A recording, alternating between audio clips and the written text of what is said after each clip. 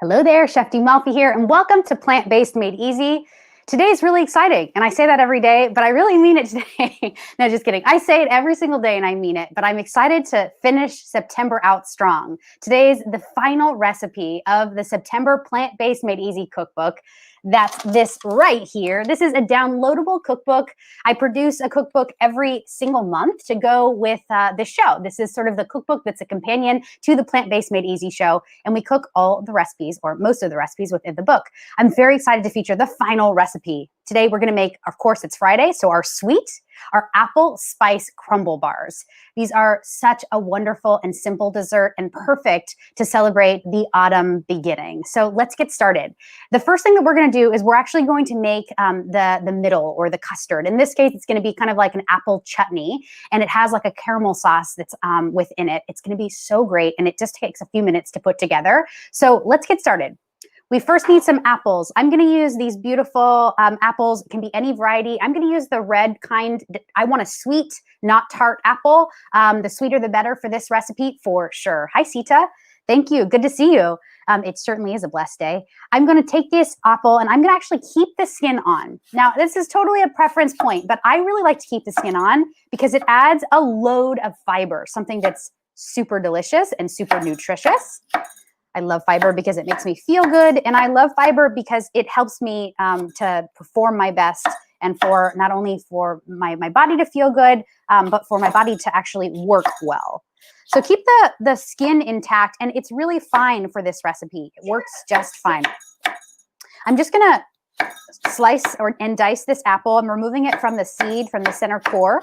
You can see I have the cores here, and I'll do an overhead cam so that you can actually follow along with me. I'm gonna put these cores right into the compost, and I'm gonna grab that overhead. So here we are. I have all of the apples now sliced. Now I'm gonna give them a dice. I'm gonna make them medium to small bits. Honestly, it doesn't matter. The size truly doesn't matter because you can cook it down as long as you want. So if you want these, let's say you slice them or dice them too big, and you want them to be a little bit smaller for your crumble bars, you can just cook them longer and they will actually shrivel up in the cooking process. You could actually blend a green apple and a red apple, but I highly recommend get at least one red apple in this recipe. I'm gonna do half the recipe today because I'm making the crumble bars in my toaster oven. So my cookie sheet, my baking sheets, and all of my cookware is smaller than probably what you're gonna be using at home. All right, so I have my diced apples. Simple, right? Oh, wow, so many people. Hi, Diane. Hi, Kathy. Joni, Margaret, Karen. Yeah, the whole clan is here. I'm glad to see ya. All right, I'm going to take a little coconut oil. And today I'm going to use a little bit of this triple filtered or refined coconut oil. There we go. This is from Trader Joe's. It's the green label. This is triple filtered, meaning it's not going to impart any aroma or flavor. And I'm just going to use 1 teaspoon. Pour that right in. If you're whole food plant-based, you can actually just use a bit of water in your saute pan. Oops. Whatever you need to do to modify this for your diet and your dietary restrictions, please go ahead and do that. All of my recipes really accommodate the dietary ways of being and living and eating pretty easily, so you can always adapt as needed. So let the coconut oil just come to temp, right? You really want it to be kind of warm before you add it. And I think it's there. I'm gonna go ahead and add my apples now. So just grab them and place them in. Now I'm gonna grab for a heat-resistant spatula. I really want heat-resistant spatula for something like this, especially because we're gonna actually be making some sort of a caramel. It's like a caramel sauce. I'm calling it a sort of a caramel because it's actually doesn't contain any butter. So I'm gonna grab my heat-resistant spatula, and I'm really gonna be particular about this, and I want you to be too. This is BPA-free and FDA-approved. It goes up to 450 degrees without melting. That means the corners are all nice and intact. They're not going to melt off or break off. And it's really important when you're making candy. In this case, we're going to be making a little pan caramel. Sugar gets very, very hot. And we're going to use a little sugar in this to make our pan caramel. And because it gets so hot, we want to make sure we're using a heat-resistant spatula, or else you're going to melt your tool. You're going to melt your spatula right in this caramel sauce. So just get these apples working. And now let's add the other ingredients. I'm gonna add some sugar. You can use coconut sugar, you can use cane sugar, think I'll do a split screen so that you can follow along with me and see what I'm doing. So I'm going to use organic cane sugar, but you can use coconut, you can use turbinado. It truly doesn't matter. It's going to cook long enough that it will dissolve. Now, I love the organic cane sugar. Now, take a look at the color. Take a look at that. A lot of people buy this and they're like, oh, but it's not white, so therefore it's going to have a weird taste or a different taste. It's not true. It's going to taste just like regular granulated sugar. The only difference is that this is completely unbleached, so it's a lot better for you. And we're not even using that much. We're going to use 3 tablespoons. 1, 2, and 3. You can see it right here. And the sugar will just kind of melt away and it will start this caramel pan sauce. Wow, Margaret, I just read that you're coming in, watching in, tuning in from Scotland. Welcome, that's so cool. I don't know if we have anyone in our community yet from Scotland. So Margaret, if you haven't already joined, actually, I think that you have. Thank you so much for being here.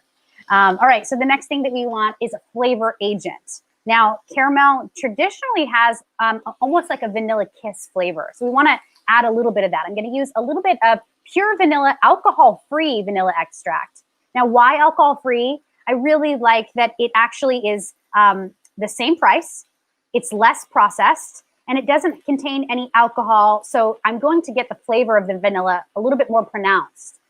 In the replacement for alcohol, they use vegetable glycerin, and it's really nice. It's really kind of like mellow, and you get a lot of this vanilla flavor. So I'm going to use a half a teaspoon in my case for the half recipe. And then I'm going to add a little bit of ground cinnamon. So I have the ground cinnamon here. I'm just showing you, this is organic ground cinnamon, you guys. I found it at Trader Joe's, and I'm really excited for it. It actually has a much more lighter color than traditional cinnamon. And it comes in a cool green label with a USDA organic stamp or label right there. I really love this. I'm going to add 1 teaspoon or half a teaspoon if you're doing the half recipe like I am. And already this really starts to create a nice caramel. You can see it happening. I'm going to do this so you can really follow along. Look, you see that? It's getting nice and juicy. I want to show you in the overhead. That caramel sauce is working. It's looking good. Now I need a little bit of sea salt. I'm just going to use a pinch of regular sea salt here. Really not very processed at all. Not processed at all. Coming right from the ocean. Really good stuff. Now the last thing that we'll need for the apple filling, which is what this is we're wanting to thicken it up. And because we're making a pan caramel, we're not using any butter and we're not using any milk, because we could use plant-based milk, but we're not going to make a creamy caramel. We're going to make a pan caramel. One of the ways to tighten it up or thicken it up is to actually use some sort of starch. So you could use cornstarch, but that is super processed. It's really actually not great for us. So I'm going to use a much better ingredient. It's called arrowroot. Are you familiar with it? It's really good stuff. It is a lot less processed. It's actually a root. It looks kind of like a yucca or a cassava, and it's really great. And you can actually get it in this form. It usually is called arrowroot flour or arrowroot starch. And Bob's Red Mill actually just calls it both, because some people get really confused by that. So I like that they label it with both, so you know that whatever you're buying, it's the right one, because it has both names. All right, so we need to actually create a wonderful thickening liquid. Now, I've given you the term for this. Anyone remember what's the name for taking a starch and a water and making it into kind of like a liquid form? Do you guys remember the name? If you remember, write it in the chat box. This is a cool chef's term. I'm going to just mix these apples. I know. No, Danny can't answer. Danny says, I know. He can't answer. Nope. It smells so good in here. It smells I really wish you had smell-o-vision. That's coming soon, 2021. There will be a day, probably. Actually, heck, there's going to be a day where you can just pop right into this kitchen with me and be here virtually, and it's going to feel like you're right here, like a studio audience, but you're just sitting on your couch and you're watching me, and it feels like there's no divide. We're entering the quantum field. Tony Finan. Tony, you got it. It's called a slurry. It's called a slurry, you guys. So let's make a slurry. Tony, you've won a huge air hug. I'm giving you an air hug. All right, so let's make. let's make a slurry, and let me tell you, it's not a roux, Felix, but good try. The difference between a roux and a slurry is this. A roux is taking a flour and a fat. That is called a roux. When you mix those together in a pan, that creates like a really nice, kind of like a delicious kind of shortbread, almost like a pâte à choux or a dough batter that's dry, and it actually is cooked right in your pan. That's a roux. And a roux is very similar, that it thickens soups and things like this. But in this case, we're not using a fat. We're using water and a starch. So we're using water. We want in here a cold filter water. Actually, it doesn't have to be cold. It can be anything, but make sure that it's filtered. I'm going to use 2 teaspoons of water to 1 teaspoon of arrowroot starch, which I have right here. And I'm just going to pop this in. Make sure that you get all of it. Sometimes the starch is so starchy, meaning it's ground so super duper fine that it sticks. It's very sticky in that way. Like it kind of sticks to, you see kind of the bottom of this little bowl. And this bowl wasn't wet. It just is because it's so fine. And I'm going to now just mix it up. Yeah, what is it called in Scotland? A slake. It's called a slake in Scotland. Thank you, Margaret. I'm going to use that from now on. So we've made our slake. This slake is looking great. It's fantastic. Now, we really want to make sure that you want to use it sort of immediately. You don't want to wait. If you have to wait, let's say someone calls you on the phone and you have to turn off the apples or walk away, turn off the apples before you walk away, number one, because what did I tell you about this caramel sauce? It can get very, very hot because we're actually making, in culinary terms or confectionery terms, we're making a candy here. That's what this caramel sauce is. Let me show you what this looks like now. So if somebody calls and you have to step away, turn it off, and your slake is going to, or your slurry, it's going to separate. So the water is going to rise to the top and the arrowroot is going to fall to the bottom. If that happens, then you need to mix it up before you use it again, okay? All right, so here's the difference between arrowroot and cornstarch. I've already told you cornstarch is highly processed. Arrowroot is low processed. And the only processing that goes into arrowroot is that it's actually like a root, like a really kind of cool looking, looks like a potato, but inside it's this white vegetable, and they run it through a mill and they actually grind it up until it's a powdered form. And it's so potent because it's low processed that as soon as it hits heat, it's going to start to actually stiffen up. And we want to make sure it doesn't go overboard because you can really cook arrowroot too long and all of a sudden you have almost like a gel when you just wanted a thickening caramel sauce. So we want to be really particular about that. And I also don't want to add it until my apples are nice and cooked. So I'm just going to like give this a quick taste here. And I'm checking for tenderness. I'm also checking for delicious caramel sauce just to make sure we're good there on the flavor.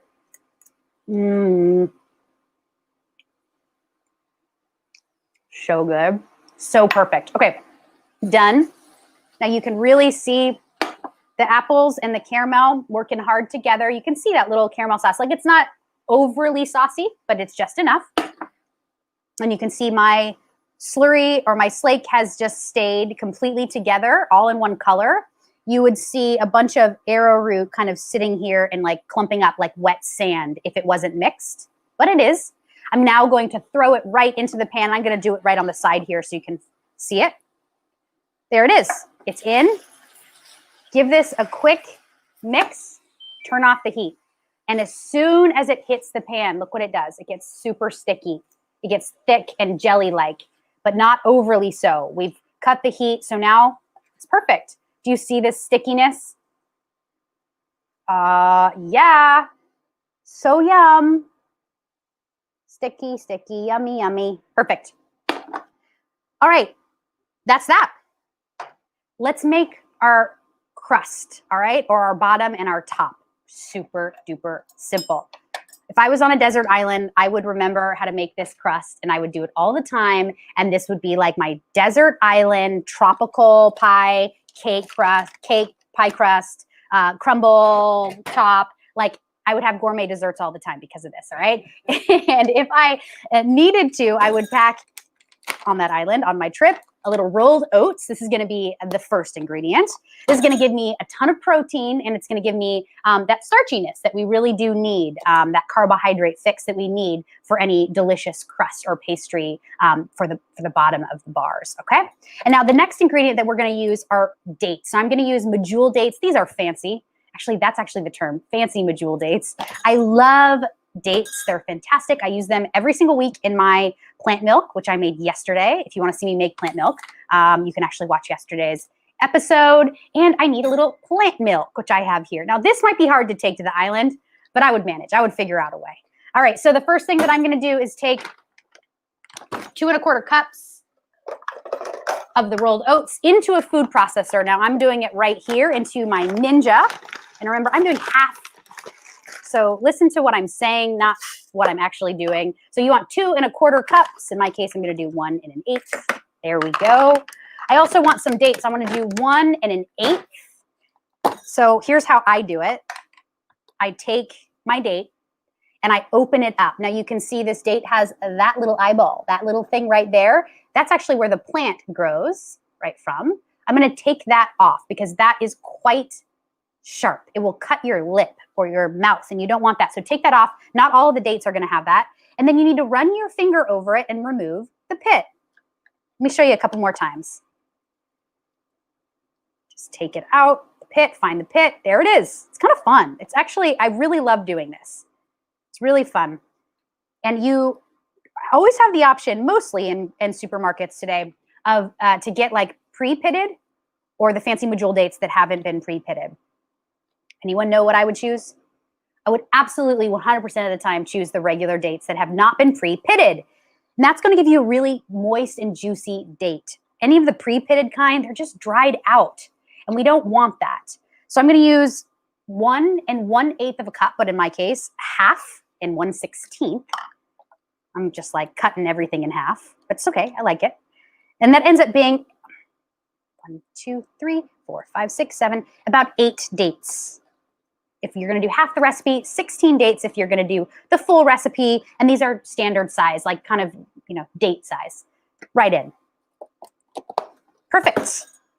All right, now what I need is a little bit of coconut oil. If you're a whole food plant-based, remove it. Don't use it. Add a little water. It's only a little tiny bit. I'm talking 1/8 of a cup for the full recipe. I'm going to do a 1/16. So 1/4 of 1/4. Perfect. We're doing math today. And then last but not least, a little bit of the unsweetened plant milk. So I made this for you guys yesterday. This is how much I've had already, about 2 cups worth. A little cocoa, a little golden milk, a little coffee. Yum. So good. I'm going to give it a shake because plant milk, unlike regular cow's milk or goat milk or sheep's milk for that matter, or any animal milk, let's leave it for those babies and let's enjoy the plant milk and any kind. It can be nuts or seeds. Fantastic flavors that you can get from plant milk and so many different options, viscosities, different flavors, different colors. You can blend different nuts and seeds together. Truly, it's like the plants are your kingdom here. I want to say the world is your oyster, but I don't want to say that because let's leave the oysters in the water. The world is your oyster mushroom. There we go. All right, so I'm going to use 1/3 of a cup for the full recipe, and I will use half of that. Oh, I already have it. Duh, I pulled it out already. And this is just kind of like going to make this this dough or this crust in this case. It comes together quickly with a little plant milk. That's it. You can throw in a little sea salt if you want, but I don't want any. That's not how the recipe is written. It actually really doesn't even need it because there's so much flavor in the apples. So I'm just going to turn my processor on pulse and pulse it for a few seconds.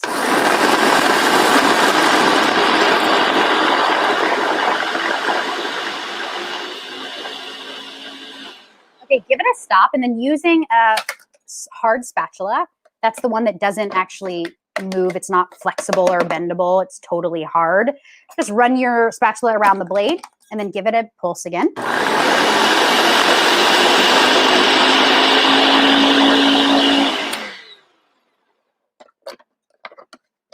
And you may need to do this a few times depending on your machine. Here's the one thing I think could be improved about the Ninja is that the Cuisinart sometimes works better for chunkier doughs and consistencies, like this is super chunky because of the oats, because it sits lower and everything has a wider surface area. But this one, it's more like a blender situation, so you have to stop it a few times. But let's pulse it again and see.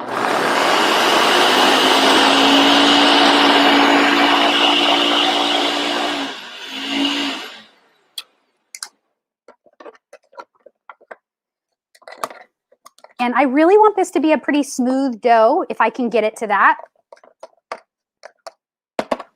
Keep going. I'm still with you. If you have questions, you let me know.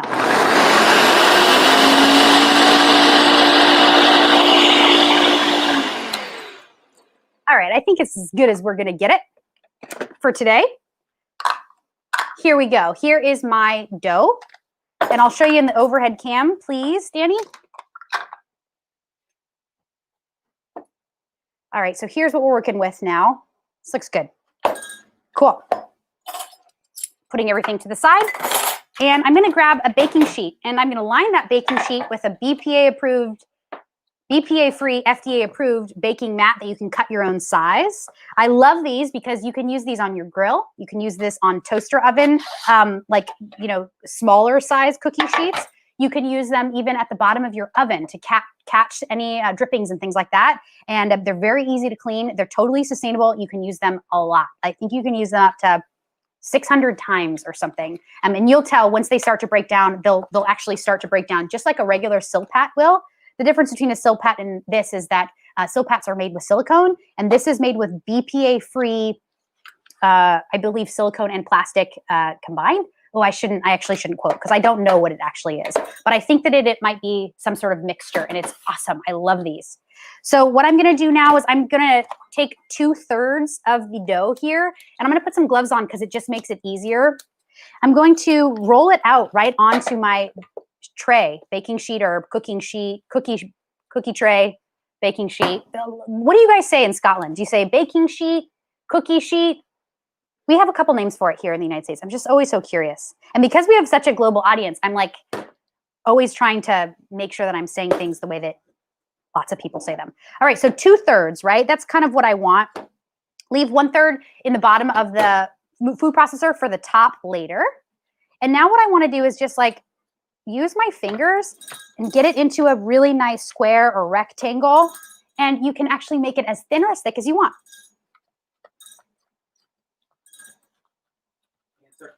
Oh, here's an answer. Margaret says a baking tray. Thank you, Margaret. I think that's what they say in the US too.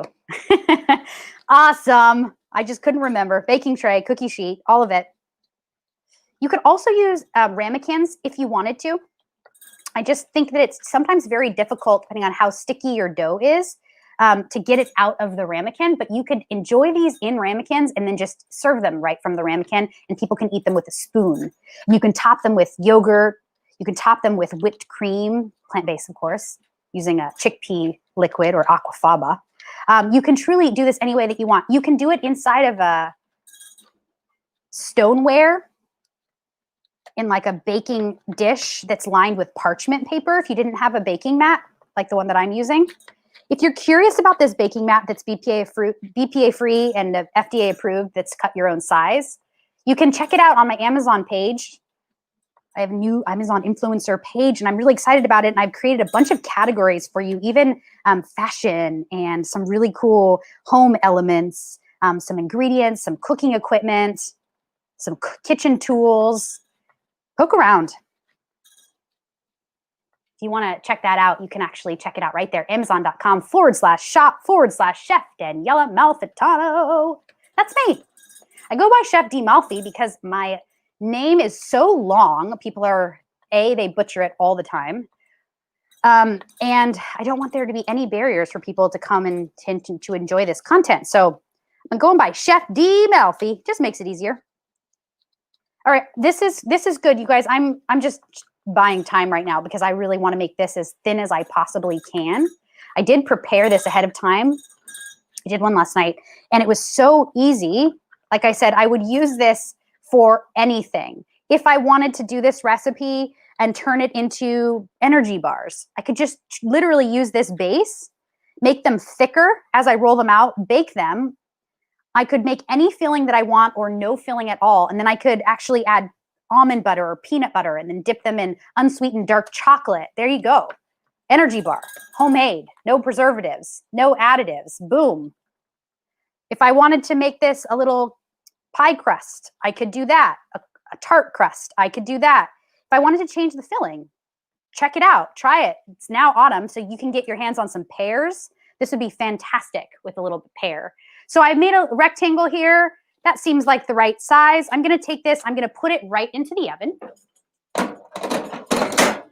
And I'm just going to let this bake for, because I'm doing it half the time, I'm going to let it bake for, I'm going to give it 7 minutes. Yeah.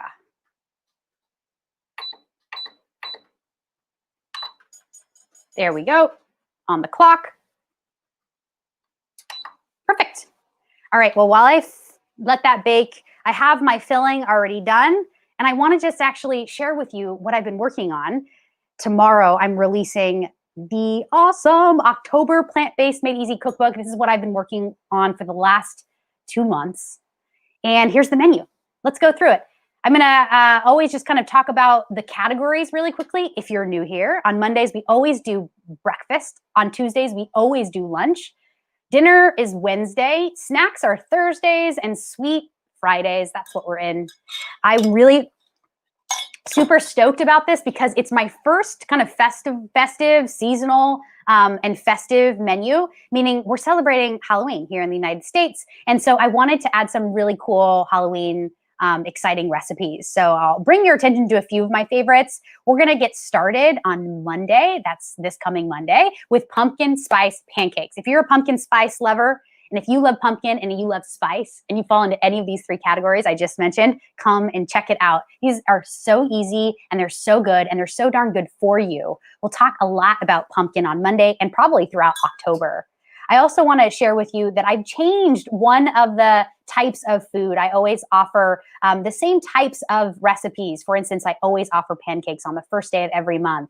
And I always usually offer like chips on the 3rd Thursday of every month. But I haven't been liking our chip recipes. They've not been coming out that great. And it's because I have a toaster oven and I'm really limited to the size. So I can't make a lot. And I don't want to just make like 6 or 7 chips every time.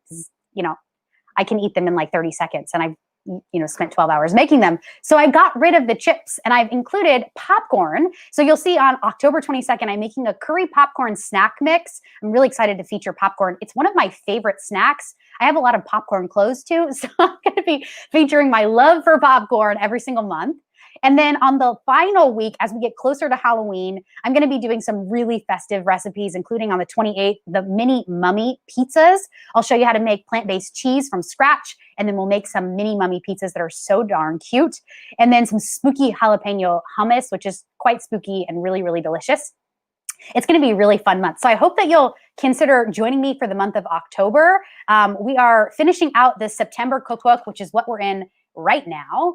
And I'm really, really excited to just let you know that this is still going to be available. If you want to buy the cookbook, you haven't yet for September, it will be available and we'll go ahead and put the link up.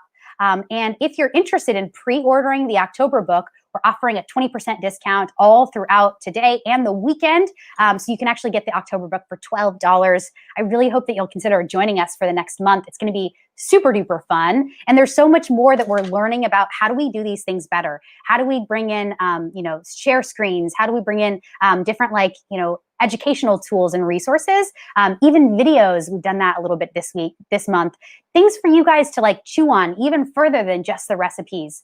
And I wanted to say, if you have an interest in any of the topics as it relates to plant-based eating and living, let's say you want to hear me talk more about animal welfare or the environmental impacts, let me know. And I'm happy to bring those stuff into the conversation. And if you want a recipe in the next upcoming weeks and months, I would say upcoming months, because now October is taken care of, let me know. I'm going to be working on the recipes for December next week because I'm always working 2 months ahead. So if you're thinking, oh, the holidays are coming up, you have found a really festive recipe for something like a New Year's recipe or a Hanukkah recipe or Kwanzaa recipe or Christmas recipe, send it my way. I'm curious to know what you're finding.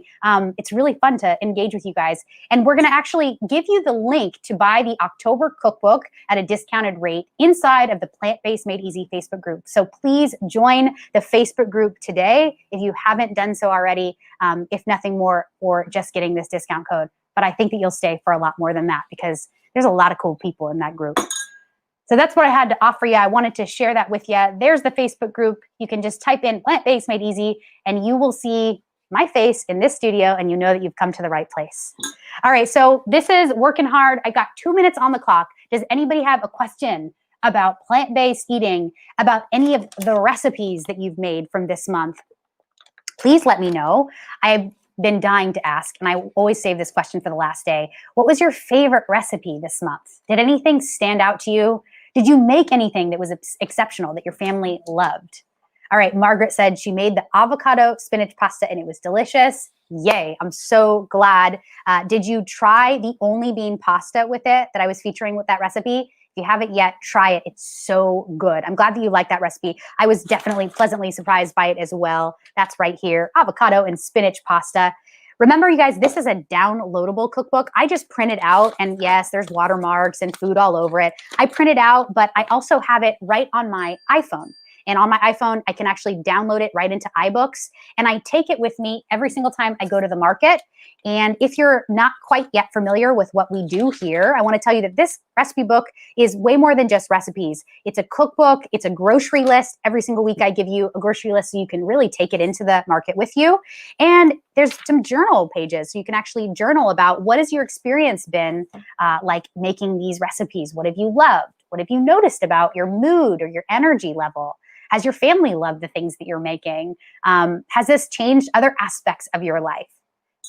These are not rhetorical. I'm really asking. I'm really curious. If anyone here wants to share, I would love to hear from you always. And if you don't feel comfortable sharing in this public setting, that's okay too. I'm available to you. Please email me or DM me, reach out, because I really love having conversations with every single one of you. And I love hearing about your personal stories of how you went plant-based or why you chose to be vegan. And we have people in this community that have been vegan for 30 years and people in this community that still eat animal products. So it really runs and spans the wide range of people interested in getting healthy. I feel like plant-based food and living and eating and cooking is getting so much more trendy by the minute. Are you feeling this way? It's really interesting to me that like this is the moment that this business was born for me. As you might already know, I was not already plant-based. I just turned plant-based April 1st of 2020 of this year because I had a calling. I actually had a moment where I actually heard, I don't know if it was my voice or something else, say, you will not use animals anymore. And it changed everything. It was a total game changer. So here I am 6 months into it with you guys. Today is October 2nd. I am feeling so great on this plant-based diet and this plant-based lifestyle. I've even convinced my mom, my dad, my grandma, my Auntie Ree, and many other close family and friends to go plant-based with me. Look at this. Perfect, right? Look at this. This is amazing. I know that it's perfectly done. This is really thin and a lot smaller than you will do if you make the full recipe, but it's done because I can place my fingers down into it and my fingers don't fall into the batter. Now, all we have to do is we have to take this mixture, this caramel apple mixture out. Hold please, 1 second. There we go. And I'm just gonna spoon this over the crust. Oh, gosh, I really wish you guys were here. This is like so yummy smelling. It's making me so happy. It smells like fall. Yum. Now you really can see the caramel. Look at that. I'm going to show you up close just in case you want to see it a little bit closer. Look how gorgeous. It's just smiling at you. All right, take a spoon. You can use an offset spatula, and you really just want to spoon this coast to coast or wall to wall. It's super important to do that, especially here. You definitely want a little apple and caramel in every bite. You don't want to skimp on any edges, not having a little bit of caramel, a little bit of apple. Every bite is going to be super flavorful. And take your time with it. You might see that some of the caramel is on one side, and you can kind of scoop it over to the other. You see how I just did that? You can see the skins on these apples. It's kind of nice. I think I prefer it better. It kind of like keeps everything intact. It makes the apples, instead of disintegrating, you know what I mean by that? They sort of stay like whole pieces. It's really nice. It's very pretty. And I like that they kind of stay pink. So it's adding a beautiful color element. When apples are peeled, generally they just look like white little like fruit blobs, right?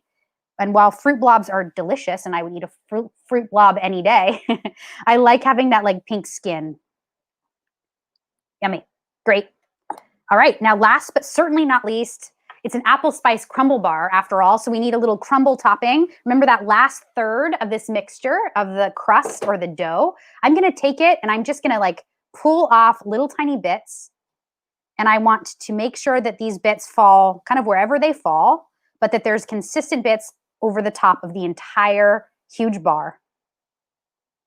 I love, love this. Do you guys believe me how easy this is? You're going to enjoy this recipe. How many of you will make it like tonight? Yeah, let's hear from you, Natalie. All right, Natalie says, I just bought your August and September books last night. Can't wait to meal plan. Every single recipe sounds and looks delicious. Natalie, I like you. Stick around, girl. Thanks for being my cheerleader. I appreciate you. Thank you so much. And most importantly, I'm just glad that you're getting so much value and that you're seeing so much value in the recipes. That means the world to me. I spend a ton of time, like hours and hours, finding and recipe developing and making sure that these dishes are like perfect for you and ready for you and your family. So I'm glad to know when it works. Yeah, August was really fun cookbook. That was my first attempt. Before I published a plant-based made easy cookbook every month, I was doing private cooking and nutrition courses that were live. So you know how you can like buy a course from anyone and their mother. Every chef is doing it now. And, you know, photographers and life coaches, everyone has a course to sell that's online. But most of these courses are pre-recorded. I offered a live version and I did it for 2 months. And that's how my family, my nuclear family, and some very close friends of mine became plant-based as they took this course and literally changed their life. And I don't say that lightly. I really am not trying to make a joke. And I know I'm a jokester. But it was really a transformative experience for myself as well to see, wow, people really like this information. It's not just my cute face. It's the recipes. All right, this is going to go back into the oven. This is going to take another 10 minutes or so, maybe 15 to 20 if you're doing the full recipe.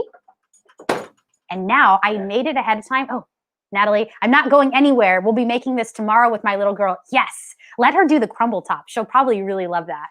And Margaret says, it's 9:10 p.m. I'll make it tomorrow. Maybe try pears. Absolutely. If you try it with pears, Margaret, try it with cardamom and cinnamon. It's really good with pears. And Svetlana says, maybe not tonight, but soon. I love you. Thank you so much for being here. That means so much. I really appreciate it. All right, so I made it ahead of time. This one's a little smaller. I wanted to make a square because I made a rectangle today and I knew I would. Look at how cute this is. Danny, let's do an overhead shot so they can see. I want this to sing to you. Look at this. It's glistening. It's perfect. It's yummy. Yummy. Let's see if I can get it off with I think I actually can flick it off. I'm going to just get it off with yeah, there we go. And what I'm going to do is take a big giant chef's knife and I'm going to slice it into my squares. These are bars after all. And I think I'll do just 4. It's really helpful if your knife is wet. Thank you. There we go. That's perfect. Love it when it works. Get a little plate. Plate it up. Ooh, I want this one. You got to look to see, like, what's the best one? What's the best piece? All right, I want this one with a lot of caramel. Now, I made this crust really kind of thin. You can see it's nice and thin, but it's so great because it's not going to be too much. It's going to be perfect. Now, you can eat this with a spoon. You can eat it with your hands. You can kind of roll it up if you want. I think I'm just going to dive right in. I want a little bit of the caramel, a little bit of the crumble, and a little bit of, obviously, of the apples. Before I eat this, I want to give this food a little gratitude. Thank you, food. Thank you, God. Here we go.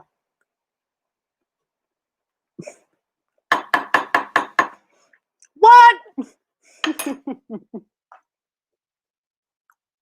Way better than I even thought.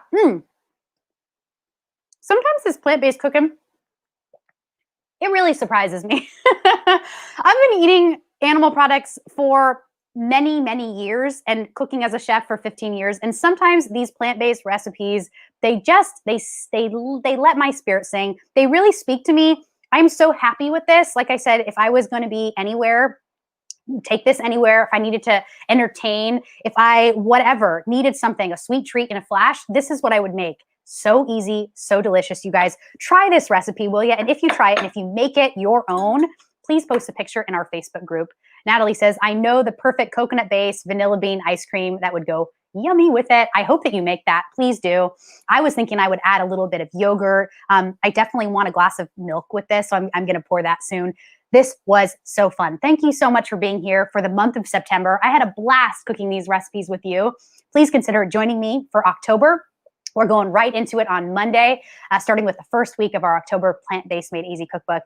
You guys have a wonderful rest of your week and weekend, and I will see you next time. Ciao for now. Peace.